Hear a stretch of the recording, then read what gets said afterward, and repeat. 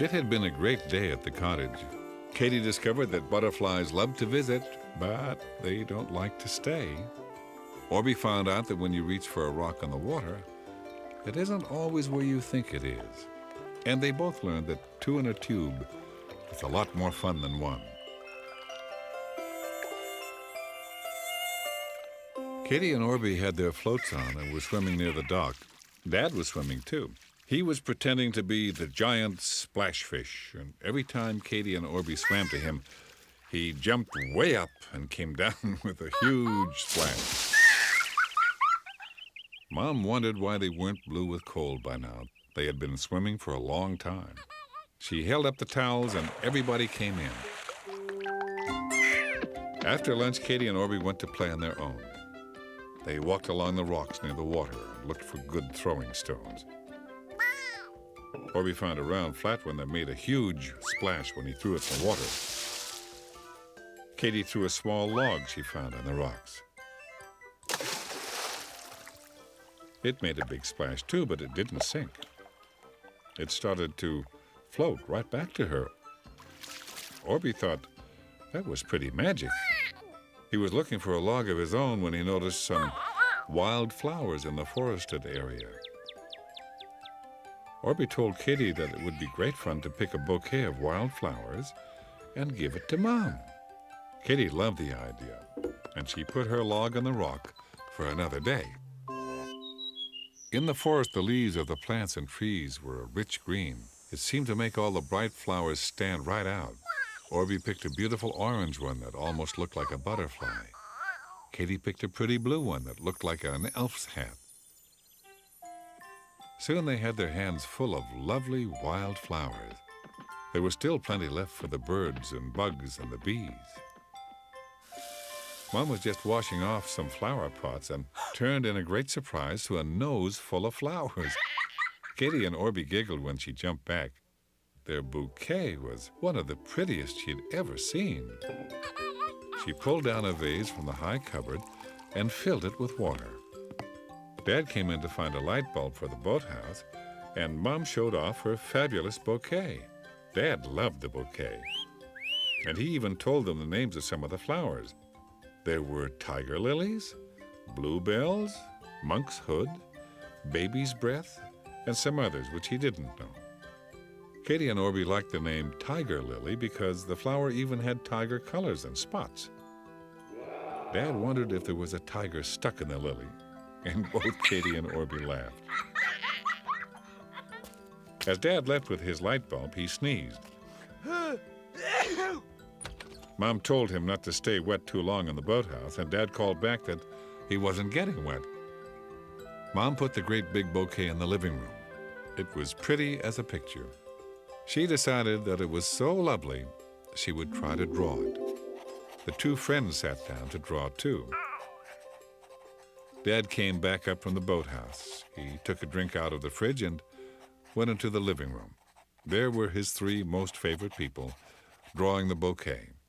He sat down quietly so as not to disturb them. He took a sip of his drink and smiled. The cottage was a great place. Suddenly he sneezed and nearly scared Mom out of her wits. He apologized and picked up a book. Again he sneezed. Mom told him that he was catching cold, but Dad said he felt fine.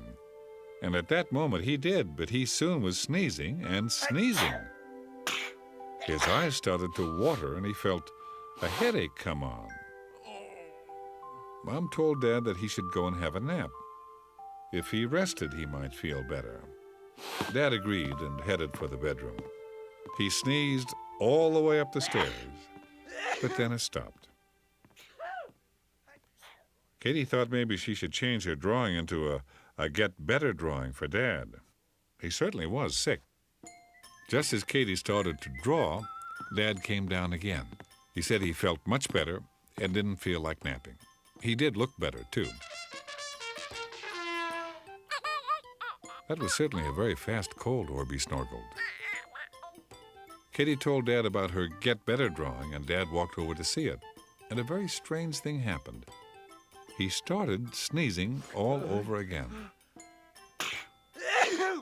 That was when Mom told Dad that if he felt better when he was out of the living room, then something in the living room was making him sick, like an allergy.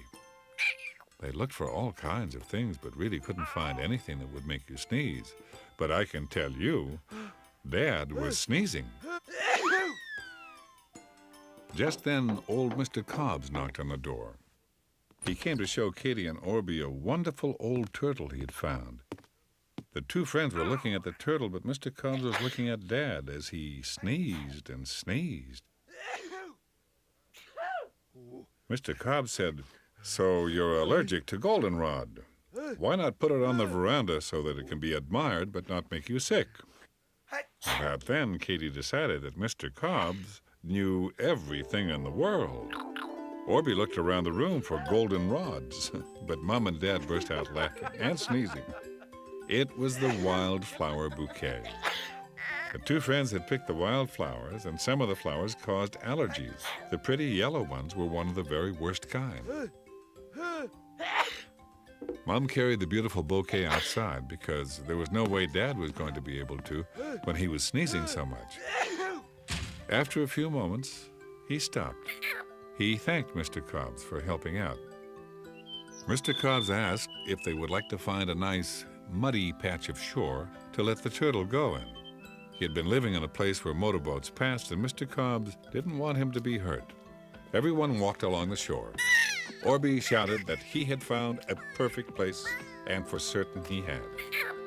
When Mr. Cobbs let the turtle go, he scurried to the water, then covered himself in the mud. That was how the turtle liked it best, Mr. Cobbs told them. Dad looked up into the forest and saw the goldenrod blowing in the summer breeze. He told Katie and Orbie that he would like it best if the next time they picked a beautiful wildflower bouquet, they would leave the goldenrod right where it was. Katie and Orbie hugged Dad. They never wanted to make him sneeze like that again. Dad had to stay away from them because he was allergic. If things make you sneeze and you are allergic, I hope you remember to stay away from them too. Did you know? Did you know? Did you know? As you grow up, you grow out of your clothes. Snakes don't wear clothes, but as they get bigger, they grow right out of their skin. That's called molting. It doesn't hurt them. As a matter of fact, it feels great.